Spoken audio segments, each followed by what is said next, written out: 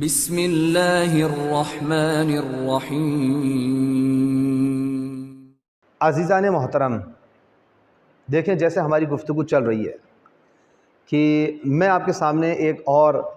واقعہ پیش کرتا ہوں۔ نہایت سبق آموز داستان ہے، یہ ہمارے لیے سبق آموز کہانی ہے اور سبق آموز واقعہ ہے سیرت اہل بیت علیہ السلام کی روشنی میں اور احادیث اور روایات کی روشنی میں، کہ واقعاً اگر ہم سیرت اہل بیت علیہ السلام کا مطالعہ کریں، مشاہدہ کریں،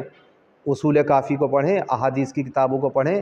تو ہم دیکھیں گے کہ معصومین علیہ السلام کی روایات میں، احادیث میں ایسے سبق آموز واقعات موجود ہیں کہ جن کو پڑھنے کے بعد ہم اپنی زندگی کو بہتر بنا سکتے ہیں، اپنی زندگی کو سنوار سکتے ہیں۔ یہیں پر میں آپ کو امام جعفر صادق علیہ السلام کے ایک چاہنے والے کا واقعہ بیان کرتا ہوں کہ جو شقرانی کے نام سے مشہور و معروف ہے تاریخ میں، اور جو خاندان رسالت سے اپنے آپ کو منسوب سمجھتے تھے۔ توجہ کیجیے گا، یہ واقعہ بڑا عبرت آموز ہے، سبق آموز ہے، اور اس میں ہمارے لیے ایک سبق ہے۔ توجہ فرمائیں۔ دیکھیں، منصور کے حکم سے، منصور دوانقی کے حکم سے بیت المال سے لوگوں کو کچھ حصہ دیا جا رہا تھا۔ خزانہ کھلا ہوا تھا، بیت المال کھلا ہوا تھا، اور ایک اعلان عام تھا کہ لوگوں کو ان کا حصہ دیا جا رہا ہے، جسے چاہیے وہ آ کے اپنا اپنا حصہ لے لے، اور ہر ایک کچھ نہ کچھ وہاں سے لے کر پلٹ رہا تھا۔ تب آپ دیکھیں کہ شقرانی یہ بھی وہاں موجود تھے، لیکن یہ دیکھ رہے تھے کہ ان کا کوئی جاننے والا نہیں ہے، کیونکہ ظاہر سی بات ہے جو وہاں سے مال ملے گا تو کوئی ایک شناختی کارڈ تو نہیں ہوتے تھے اس دور میں، تو طریقہ یہی ہوتا تھا کہ کوئی آپ کی معرفی کر دے، کوئی آپ کو پہچان لے کہ ہاں بھائی ہم اسے جانتے ہیں، آپ کی شناخت کروائے کہ ہاں ہم اسے جانتے ہیں، یہ اور یہیں کا رہنے والا ہے، اس علاقے کا رہنے والا ہے۔ آپ نے دیکھا ہے آج بھی یہ طریقہ رائج ہے، تصدیق کی جاتی ہے کہ کوئی اس کی تصدیق کرے، لیکن آپ یہ دیکھ رہے ہیں کہ لائن لگی ہوئی ہے لیکن کوئی تصدیق کرنے والا موجود نہیں ہے۔ اور یہ شقرانی ہیں کون؟ پہلے یہ بھی میں آپ کو بتاتا چلوں کہ یہ شقرانی جو ہیں، یہ اس کے اجداد میں سے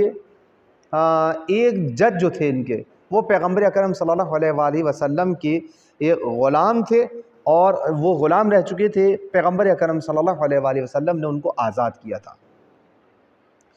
اس لیے شقرانی کو آزادی یوں کہا جائے کہ اپنے جد سے میراث میں ملی تھی، اور یہ اس بات پہ افتخار کیا کرتے تھے کہ میں اس کی اولاد میں سے ہوں کہ جو پیغمبر اکرم صلی اللہ علیہ وآلہ وسلم کا آزاد کردہ تھا۔ دیکھیں یہ بھی، اور اس وجہ سے اپنے آپ کو خاندان اہل بیت علیہ السلام سے، نبی کریم صلی اللہ علیہ وآلہ وسلم سے اپنے آپ کو نسبت دیتے تھے، منسوب کرتے تھے کہ میں آزاد کردہ پیغمبر اکرم صلی اللہ علیہ وآلہ وسلم ہوں، اور اس طریقے سے یہ نسبت ان کو مشہور تھی ان کی، اور لوگ اس وجہ سے ان کا احترام کرتے تھے کہ یہ اپنے آپ کو منسوب کرتے ہیں خاندان اہل بیت علیہ السلام سے، خاندان رسالت سے۔ اچھا، اس کے بعد ہوا کیا کہ انہوں نے دیکھا کہ یہ بات تو طے ہو گئی، سمجھ میں آ گئی کہ یہ شقرانی کون ہے، اپنے آپ کو منسوب کر رہے ہیں پیغمبر اکرم کے خاندان سے۔ اچھا، اب شقرانی دیکھ رہے ہیں وہاں صف میں کہ کوئی جاننے والا نظر آئے کہ جو میری تصدیق کر سکے اور میرے لیے یہاں سے کچھ حصہ لے لے۔ تو اب آپ دیکھیں اسی اثنا میں اس کی نظر جو ہے، شقرانی کی نظر کس پہ پڑتی ہے؟ امام جعفر صادق علیہ السلام کو دیکھا وہاں کھڑے ہوئے، کہ امام جعفر صادق علیہ السلام وہاں سے گزر رہے ہیں، اور اس نے دیکھا کہ امام علیہ السلام موجود ہیں اور ان کے ذریعے لوگ فیض یاب ہو رہے ہیں، تو اس نے کہا کہ ان سے بڑھ کر کوئی وسیلہ نہیں ہو سکتا۔ تو اس نے امام علیہ السلام کی خدمت میں حاضر ہو کر اپنی حاجت بیان کی کہ مولا شاید آپ کے وسیلے سے مجھے کچھ مل جائے تو بڑی نوازش ہوگی۔ امام علیہ السلام نے اسے کہا کہ اچھا تم یہیں ٹھہرو تھوڑی دیر، اور وہ وہاں رک گیا، اور تھوڑی دیر کے بعد امام علیہ السلام واپس پلٹے اور اس کا حصہ لا کر اسے دے دیا۔ جیسے ہی شقرانی کے ہاتھ میں امام علیہ السلام نے اس کا حصہ رکھا، اور بہت ہی نرمی کے ساتھ، اب دیکھیں امام علیہ السلام کا انداز ہدایت، امام علیہ السلام کا طریقہ ہدایت دیکھیں، امام علیہ السلام نے کس طریقے سے اس شقرانی کی ہدایت کی ہے۔ یہاں پہ توجہ کرنے کی ضرورت ہے کہ جب امام علیہ السلام وہ حصہ لے کر آئے ہیں اور اس کے ہاتھ میں دیا، تو ہاتھ میں دیتے وقت بڑی نرمی اور بڑی لطافت کے ساتھ ایک خوبصورت بات کہی۔ امام علیہ السلام نے پتہ ہے کیا کہا ہے؟ آپ سوچ رہے ہوں گے نا کہ امام علیہ السلام نے اس موقع پر اس سے کیا کہا. اس کے ہاتھ میں وہ حصہ دیتے ہوئے کہا کہ شقرانی یاد رکھو، اچھا کام ہر ایک کے لیے اچھا ہوتا ہے، لیکن چونکہ جو خاندان رسالت سے تم کو نسبت حاصل ہے، اگر تم وہی کام اچھا انجام دو گے تو تمہارے لیے بہت اچھا ہے. اور اسی طرح یاد رکھو کہ برا کام ہر ایک کے لیے برا ہے، اور لیکن تم کو چونکہ ہم سے نسبت حاصل ہے،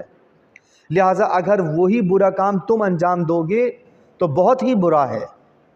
آپ نے پہچانا کہ امام علیہ السلام کس بات کی طرف متوجہ کر رہے ہیں؟ نہیں پہچانا نا؟ لیکن دیکھیں امام علیہ السلام نے شقرانی سے یہ جملے بیان فرمائے اور آگے بڑھ گئے امام علیہ السلام. اب توجہ کیجیے گا، یہ جملے سن کر شقرانی کو بڑی حیرانگی ہوئی اور متوجہ ہو گیا کہ امام علیہ السلام کو یہ بات معلوم ہے کہ امام اس کے راز سے واقف ہیں. وہ راز کیا تھا کہ جس سے امام واقف ہیں، اور امام نے اسے وہ حصہ دیتے وقت اسے اس کی طرف متوجہ کیا یہ جملہ کہہ کر کہ اے شقرانی،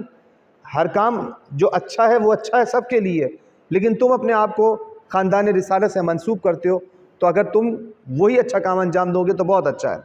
اور برا کام ہر ایک کے لیے برا ہے، لیکن چونکہ تمہیں ہم سے نسبت ہے تو لہٰذا اگر تم کوئی برا کام انجام دو گے تو یہ بہت ہی برا ہے. تو آپ دیکھیں کہ نسبت کی وجہ سے اچھائی کا ثواب بھی زیادہ ہے اور برائی کا عذاب بھی زیادہ ہے، ذلت بھی اس کی زیادہ ہے، اس کی شدت زیادہ ہے. لہٰذا یہ بات یاد رکھنی چاہیے. امام علیہ السلام اس کے کس راز سے واقف تھے؟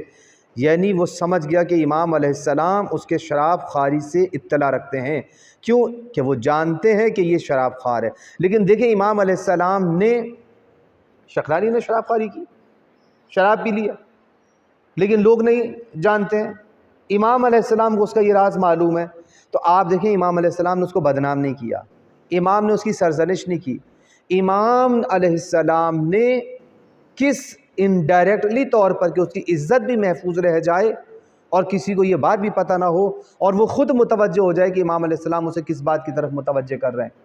اس کے شراب خواری کی طرف اس کو امام نے متوجہ کر دیا. اور جیسے ہی اسے اس بات کی طرف امام علیہ السلام نے متوجہ کیا، امام نے اسے نہایت محبت و پیار کے ساتھ اس کی اصلاح کے لیے قدم بڑھایا. اسے یہ محسوس ہو گیا اور محبت بھرے لہجے میں اس کے عیب کی طرف متوجہ کر دیا، جس کی بنا پر اس کے ضمیر میں ایک ملامت کی کیفیت پیدا ہوئی. اس کے ضمیر نے اس کی ملامت کی کہ تم آئندہ یہ کام نہیں کرو گے، اور دیکھیں پھر وہ شرمندہ ہوا اور پھر وہ دوبارہ اس کام کی طرف نہیں گیا. تو آپ نے دیکھا کہ اس واقعے میں، اس حدیث میں، اس روایت میں کتنی بڑی ہمارے لیے سبق آموز داستان موجود ہے. کتنا بڑا سبق ہے ہمارے لیے کہ اہل بیت علیہ السلام نہیں چاہتے ہیں کہ کسی کی آبرو ریزی ہو، نہیں چاہتے ہیں کہ امام علیہ السلام کسی کو ذلیل کیا جائے، نہیں چاہتے امام علیہ السلام کہ جانتے ہیں کہ یہ آدمی شراب خور ہے لیکن کسی کے سامنے امام علیہ السلام نے اظہار نہیں ہونے دیا، بلکہ انڈائریکٹلی طور پر اس کو اس بات کی طرف متوجہ کر دیا. دیکھیں امام علیہ السلام نے اس کی ہدایت کی، لیکن کس طریقے سے؟ اسی طریقے سے کہ جیسے کہ امام علیہ السلام نے ارشاد فرمایا کونوا دعاۃ الناس، لوگوں کو دعوت دو بغیر السنتکم، اپنے عمل اور اپنے کردار کے ذریعے، زبان کے ذریعے نہیں. امام علیہ السلام نے گویا اس کی ہدایت بھی کی، اس کو تبرک بھی لے کے دیا، حصہ بھی لے کے دیا امام علیہ السلام نے اس کو، اور اسے سرزنش بھی نہیں ہونے دی، اسے ذلت بھی محسوس نہیں ہونے دی. یہی وجہ ہے کہ آپ دیکھیں کہ امام علیہ السلام کی قدموں پر گویا وہ اپنے آپ کو نچھاور کر دیا اس نے، اور شرمندہ ہوا اور آئندہ کے لیے اس نے توبہ کر لی. بس عزیزان محترم، ہمیں ہدایت کے رستے دکھائے اہل بیت علیہ السلام نے، ہمیں رہنمائی کرنے کا طریقہ سکھایا کہ اگر کسی کے اندر تمہیں کوئی برائی نظر آئے تو اسے اعلان اعلان بیان کرنے کی ضرورت نہیں ہے، بلکہ سیرت اہل بیت علیہ السلام پر چلیں اور ہم دوسروں کے راز کو راز رکھیں اور اس کو اس طریقے سے اس کی ہدایت کریں کہ اسے شرمندگی کا احساس بھی نہ ہو اور وہ انسان ہدایت یافتہ ہو جائے. انشاءاللہ میں امید کرتا ہوں کہ ہم مومنین اسی طریقے سے ایک دوسرے کا خیال رکھیں اور ایک دوسرے کی خطاؤں سے پردہ پوشی کریں اور ان کی اس طریقے سے ہدایت کریں، رہنمائی کریں کہ انہیں ذلت کا احساس بھی نہ ہو، شرمندگی کا بھی احساس نہ ہو اور وہ ہدایت یافتہ بھی ہو جائیں.